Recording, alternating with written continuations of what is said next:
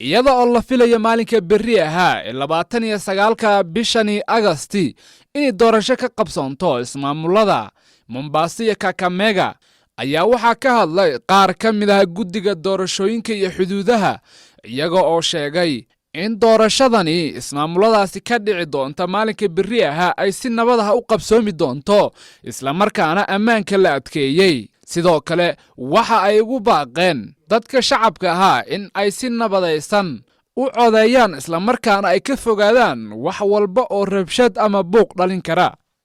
Wahakikishe kuwa hii kura itakayofanyika tarehe 29 iko peaceful, kuhakikisha kuwa hawataleta fujo katika vituo, hawatapigana katika vituo. Kila mtu yajua jukumu lake, aende kutimiza jukumu lake kama Mkenya, kama candidate, ili kuhakikisha kuwa tarehe 29 watu wamepiga kura kwa amani, na mwisho wa siku mshindi atangazwe kwa amani. Some of the agents are the same that were used by these candidates in the general election, and some are new.